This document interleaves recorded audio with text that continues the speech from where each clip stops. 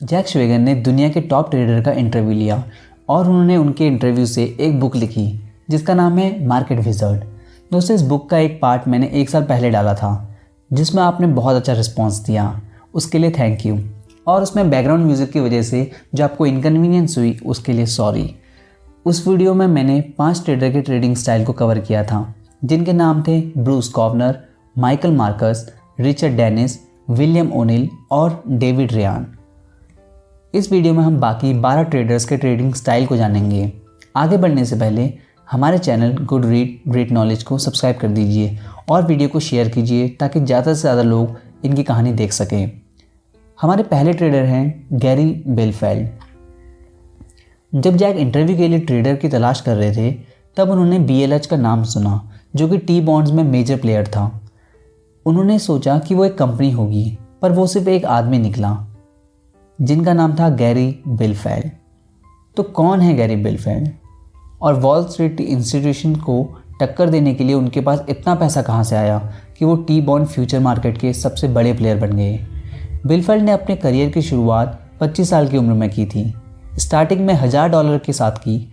Starting में उनके पास इतना कम पैसा था कि वो बस एक कॉइन का कॉन्ट्रैक्ट ले पाते थे। इतनी छोटी सी शुरुआत के बाद भी उन्होंने अपने अकाउंट को इतना बड़ा बना लिया। आखिर उन्होंने कैसे किया? बेलफेल्ड डाइवर्सिफिकेशन में विश्वास नहीं रखते। वो कहते हैं कि एक एरिया को पकड़िए और उसमें एक्सपर्ट बन जाइए। बेलफेल्ड के लिए वो एरिया था ग्रेन मार्केट, स्पेशली सोयाबीन। बेलफेल्ड स्टार्टिंग से ही एक फुल टाइम ट्रेडर बनना चाहते थे, लेकिन लिमिटेड कैपिटल की वजह से मुश्किल हो रही थी। उस टाइम पर वो अपना जीवन चलाने के लिए एक छोटा सा ब्रोकरेज ऑफिस चलाते थे। वो हमेशा सोचते थे कि उतने छोटे कैपिटल के साथ वो एक प्रोफेशनल ट्रेडर कैसे बनेंगे। अपने सपने को पूरा करने के लिए 1965 में उन्होंने एक रिस्क की पोजीशन लिया। उन्होंने अपने $1000 अकाउंट से लेवरेज लेके $10,000 की पोजीशन ली। उन्होंने सोयाबीन के 20 कॉन्ट्रैक्ट खरीदे। उन्होंने इतना लेवरेज लिया था कि अगर 10% भी मार्केट नीचे आता तो उनका अकाउंट ज़ीरो हो जाता। स्टार्टिंग में प्राइस थोड़ा नीचे गिरा जिसकी वजह से उनको एक बार मार्जिन कॉल भी आया। बेलफेल्ड ने पोजीशन को होल्ड ही रखा और फिर प्राइसेस ऊपर को चले गए। उस एक सिंगल ट्रेड ने उन्होंने अपना पैसा डबल कर लिया और वो अपने फुल टाइम ट्रेडर के सपने में एक कदम आगे बढ़ गए। बेलफेल्ड ने अपने अकाउंट को कंसिस्टेंटली ग्रो किया। 1980s की शुरुआत में उनके पास इतना फंड था कि गवर्नमेंट को सोयाबीन कॉन्ट्रैक्ट में हैवी पोजीशन बनाने में लिमिट लगानी पड़ी, जिसके कारण 1983 में उनका एक ट्रेड गलत चला गया और उनका लॉस हो गया। उस दिन से उन्होंने अपना फोकस टी बॉन्ड्स में लगाया जिसमें उस टाइम पर पोजीशन लेने की कोई लिमिट नहीं थी। बेलफेल्ड कहते हैं 1983 का जो ट्रेड गलत गया था उनके साथ सबसे अच्छी चीज़ वही हुई थी क्योंकि उसकी वजह से उनका ध्यान टी बॉन्ड्स की तरफ आए। उसी टाइम पर मार्केट अपना बॉटम बना रही थी, तब बेलफेल्ड ने टी बॉन्ड्स में हैवी पोजीशन ली और जब 1984 से 1986 में मार्केट ऊपर गई तो बेलफेल्ड ने अपने लेवरेज पोजीशन की वजह से खूब पैसा कमाया। इस तरह से एक कॉन्ट्रैक्ट ट्रेड करने वाला ट्रेडर टी बॉन्ड्स का इतना बड़ा प्लेयर बन गया। आइए उनके ट्रेडिंग स्टाइल के बारे में जानते हैं। बेलफेल्ड कहते हैं कि नए ट्रेडर को ट्रेंड फॉलोइंग सिस्टम यूज़ करना चाहिए जिससे वो सीखे कि अपने प्रॉफिट को बढ़ने दिया जाए और लॉसेस को कब कट करना है। वो कहते हैं कि मैं हमेशा फंडामेंटल एनालिसिस करता हूँ और टेक्निकल एनालिसिस को सप्लीमेंट के तौर पे यूज़ करता हूँ। उन्होंने अपना एक ट्रेडिंग सिस्टम डेवलप किया था और अगर आप भी जानना चाहते हैं कि ट्रेडिंग सिस्टम में क्या ध्यान रखना चाहिए, कैसे डेवलप करें, तो आपको trade your way to financial freedom book summary वाली वीडियो देखनी चाहिए जिसका लिंक मैं आई बटन में और डिस्क्रिप्शन में दे दूँगा। बेलफेल्ड कहते हैं कि टेक्निकल एनालिसिस आपको बताता है कि आपको कब पोजीशन एग्जिट करनी है और वो कहते हैं कि 1988 में टी बॉन्ड्स में मैंने एक लॉन्ग पोजीशन में लेकर बैठा था क्योंकि मुझे लग रहा था मार्केट ऊपर जाएगी, बट मार्केट नीचे जाने लगी और मेरे ट्रेडिंग सिस्टम ने मुझे सिग्नल दे दिया कि मुझे एग्जिट कर देना चाहिए और मैं लॉस होने से बच गया। इसलिए ट्रेडर को फंडामेंटल के साथ टेक्निकल एनालिसिस की भी नॉलेज होनी चाहिए। बेलफेल्ड कहते हैं कि सक्सेसफुल ट्रेडर की 2 ट्रेड्स हैं, डिसिप्लिन और पेशेंस। सबसे अच्छा तरीका है डिसिप्लिन और पेशेंस सीखने का कि आप जब भी ट्रेड लें उससे पहले ये सोच लें कि उस ट्रेड के हर एंगल क्या क्या हो सकते हैं, जिससे ये होगा कि आप कोई भी नई न्यूज़ आएगी उससे डिस्टर्ब नहीं होंगे और हमेशा आपका पेशेंस बना रहेगा। ज़्यादातर ट्रेडर ओवर ट्रेड करते हैं इसलिए वो लॉस उठाते हैं। दोस्तों अगर आप एक प्रोफेशनल ट्रेडर की हैबिट सीखना चाहते हैं तो आप आई बटन में जाके वीडियो को देख सकते हैं। हमारे अगले ट्रेडर हैं एड सिकोटा। एड सिकोटा उस टाइम के one of the best trader रहे हैं। इन्हें एक मेजर ब्रोकरेज फर्म द्वारा हायर किया गया, जहां उन्होंने क्लाइंट्स के पैसे को मैनेज करने के लिए एक कंप्यूटराइज्ड ट्रेडिंग सिस्टम बनाया। ये सिस्टम बहुत प्रॉफिटेबल था, बट मैनेजमेंट की बार बार दखल अंदाजी के कारण एड सिकोटा ने वो फर्म छोड़ दिया और अलग से काम करने लगे। फिर उन्होंने अपना और कुछ क्लाइंट का पैसा खुद मैनेज करना स्टार्ट किया। 1972 में उनके एक क्लाइंट का $5,000 का अकाउंट था, उसमें उन्होंने 250,000% रिटर्न दिया और एक क्लाइंट का अकाउंट उन्होंने ग्रो करके $10 मिलियन का कर दिया।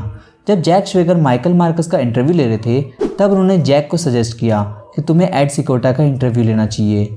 माइकल ने कहा कि वो सिर्फ एक ग्रेट ट्रेडर नहीं है, वो एक सोच है। एड सिकोटा का डेस्क बाकी ट्रेडर की तरह नहीं रहता।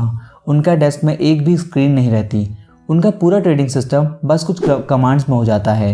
वो बस अपने सिस्टम में कुछ कमांड्स डालते हैं जो उनको अगले दिन के लिए ट्रेडिंग सिग्नल जनरेट कर देते हैं। एड सिकोटा कहते हैं कि साइकोलॉजी और ट्रेडिंग सेम है। उनकी ट्रेडिंग की शुरुआत हुई जब 1960 में उन्हें लगा कि सिल्वर का प्राइस बढ़ना चाहिए, क्योंकि यूएस गवर्नमेंट ने सिल्वर को सेल करना बंद कर दिया। उन्होंने एक कमोडिटी मार्जिन अकाउंट खोला सिल्वर खरीदने के लिए, पर उनके ब्रोकर ने कहा कि कॉपर को शॉर्ट कर दो, और फिर कुछ टाइम बाद उनका स्टॉप लॉस हिट हो गया। फिर उन्होंने इस उम्मीद से कि सिल्वर में बुल मार्केट स्टार्ट होगा सिल्वर को बाय किया, बट उनके लिए ये काफ़ी सरप्राइज था कि प्राइस गिरने लगा, जबकि इतनी अच्छी न्यूज़ थी सिल्वर में। तब उन्होंने एक इम्पॉर्टेंट लेसन सीखा कि मार्केट न्यूज़ को डिस्काउंट करती है। कुछ दिनों बाद उन्होंने रिचर्ड डोनशियन का एक पेपर पढ़ा, जिसमें एक मैकेनिकल ट्रेडिंग सिस्टम के बारे में बताया गया था जो कि मार्केट को बीट कर सकता था। इसकी थ्योरी को टेस्ट करने के लिए सिकोटा ने कंप्यूटर प्रोग्राम लिखा और ये बात सही निकली। ये चीज़ उन्हें इतनी फैसिनेटिंग लगी कि वो फुल टाइम ट्रेडिंग करने लगे। उनका फर्स्ट ट्रेडिंग सिस्टम में उन्होंने डॉन्शियन एक्सपोनेंशियल मूविंग एवरेज यूज़ किया था।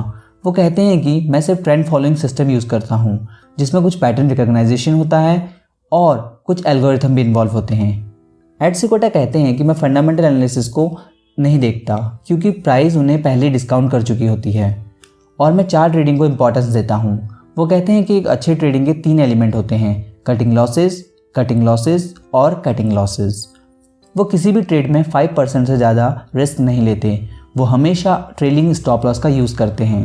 उनका मानना है कि पर्सनल लाइफ और ट्रेडिंग लाइफ लिंक होती है, इसलिए आपको तभी ट्रेड करना चाहिए जब आपका माइंड शांत हो और टेंशन फ्री हो।